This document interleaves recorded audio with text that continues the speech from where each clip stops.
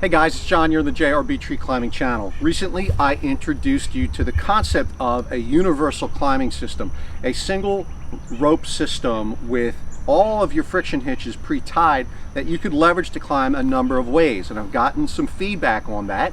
And John, that looks great, but how do I get started? And I promised you I'd give you that content, and here it comes. I'm going to do it in a series of several videos. Step one is simply deciding what rope you're going to get and rigging up a system so you can do a doubled stationary rope climb with just 2 friction hitches. So what do you need to know to get started? Well, first of all, you'll need to have your JRB Garda hitch foot loop.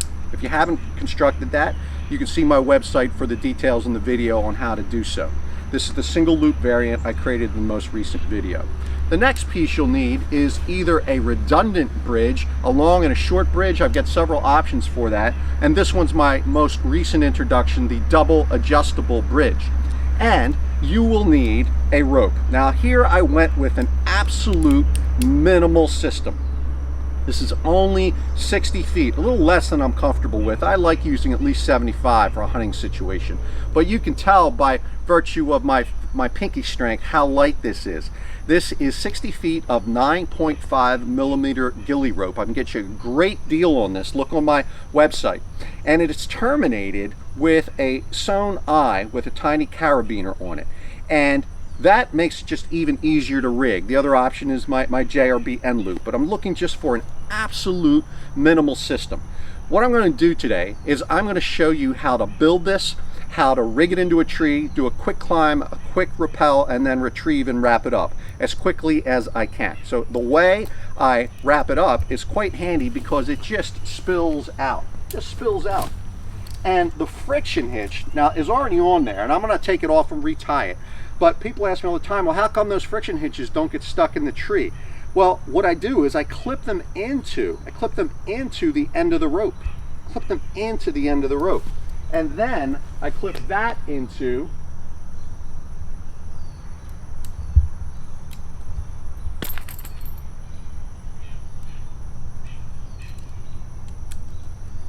my throw line. Now I have a convention whereby I usually go up the right side of the tree and come down the left. There's no right or wrong. I've just been doing it so long that when I locate my paracord presets in the dark in a hunting situation, I know that left is left and right is right. So it's got a rough bark black walnut tree here, and I've never climbed it before that I'm aware of in a local park. You can pardon any passing cars and dogs and friends. And then I could leave this attached or I can remove it. But I'm going to be removing it so I can take you through the whole process. Okay, I recently made a video on tying the agile hitch. It is remarkably easy to tie. Here I have 2 of them. How easy? Well, I'm just going to remove and tie 1 of them. Obviously, you would do 2. Only the first time that you're building a system. But the agile hitch goes on and off this quickly. And the advantage is, if I was going through a particularly tight crotch and I had trouble getting that rope through, I can bring it back down, take my hitch off, and try again. 1, 2, 3, 4. This is not a knot tying video. It's a demonstration of how easy it is to tie this hitch in a real world climbing situation. And I fixed my carabiner, which acts as a handle, and I'm back to where I started. Now I know from my throw ball length, which is 50 feet, that this 60 feet of rope is about fully consumed. So this is about as high as a tree as I can climb using a double stationary rope technique. If I wanted to go higher, I'd need to go SRT. I will describe that in a future video. So I'm just going to quickly do a very simple climb for you now. My back might be towards you for a bit of the climb, and I'll get up there and hurry down.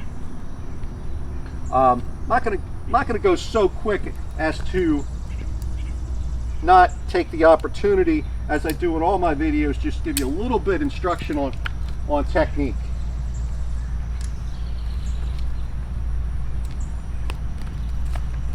So when I climb, I stand up. It's a sit-stand method. I stand up, and while my body is in free fall, I just shove up these friction hitches. That's it. That's the rising move. I can't tell you how easy that is. I'm just standing, and then shoving those up. And even if I'm on a tree where I can't put my foot on the tree, with just a little bit of balance with my leg, I can do the same thing. It just requires a little bit more coordination. You get the idea.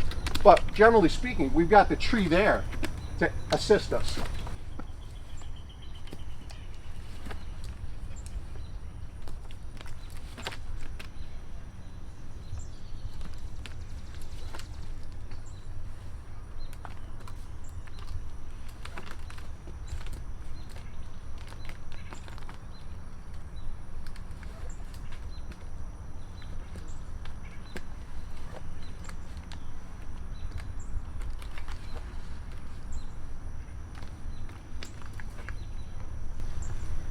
You should see this natural platform I have here. And it's a good example. If I wanted to hunt out of this tree, I don't need to climb the last 7-8 feet. I could, as long as I had a place to put my feet, I can stop at whatever height necessary. I can even tether in if I need to. I'm just going to get on with coming on down and forego all of that stuff.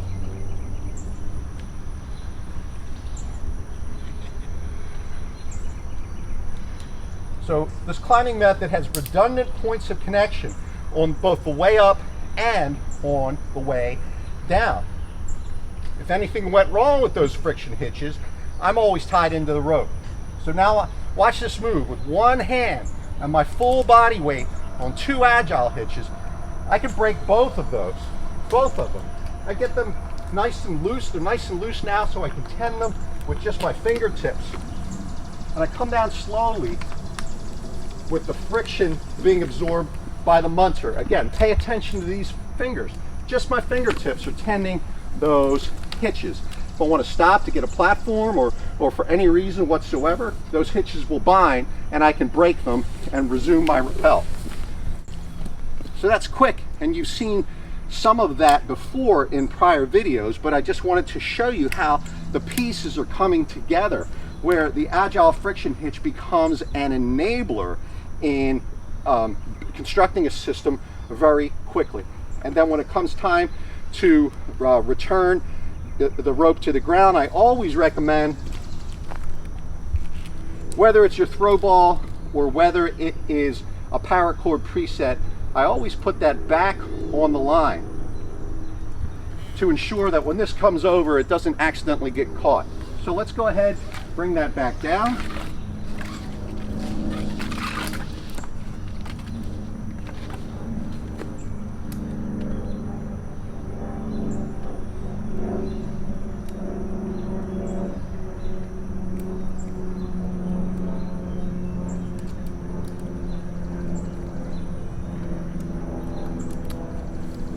And let's show you how I coil up the rope. Now you can do it from either end of the system, but generally speaking, since this is the end that I want to get started with, I coil using the other end. It's a simple butterfly coil. I just leave the friction hitches wherever they were. Wherever they were can't be too far from where I'm going to want them the next time. No problem to slide them into place a little bit. The butterfly coil, I'm alternating left and right, which ensures I'm not putting any extra spin in the rope. And you can see I'll still have this bite attached here. I'm going to leverage that. And when I've got, an arm span left, I'll go around a couple times. And I could pop this through. All different ways to do it. Put that on my shoulder. Your garter hitch, to avoid losing it, you can leave it on your bridge. I tend to take my chances and take it off and place it in a cinched saddlebag. Okay, so what did I skip? I skipped the planning part of this. When you're buying a rope, you want to think about what methods you will be using. Even if you're going to get started with double stationary, you want to think about if you're going to try SRT or you're going to try hitch climbing. Why? Well, for a doubled stationary technique like this, I don't really need the 9.5. I could go with an 8mm rope, and I've got some great 8mm ropes on my website to recommend. But if you're going to go to SRT or hitch climbing, both of which are single rope techniques, well, frankly, even though I can do them safely with 8mm, I'm more comfortable on a larger rope like 3/8 or 9.5mm. If you're a bigger individual, I've got some climbers who are literally double my body weight, and they prefer to stay up in the 11mm range, and I don't dissuade them from that. That's a good call. You have to think about the fact that as a rope goes up in diameter by only 1mm, it greatly increases the amount of surface area that your friction hitch has to do its job. But all I really needed for the system was, number one, decide how much rope I need. I went with 60 feet, and in a future video, I'll show you why 60 feet is not enough. But you know, it's fine for the majority of a hunter's applications, but in some cases it won't be enough for me. I needed 2 6-foot lengths of cord and a couple of mini carabiners. All of that information detailed on my website. Obviously, I needed a throw ball. I got a video on how to use it, and some paracord if you're going to leave a preset in a tree. As always, this video was made at a moment in time, but I will do my best to keep information organized and product picks recommended on my website, jrbtreeclimbing.com, which continues to evolve with new and better information. Thanks as always for your support. I look forward to step 2, which is coming up next.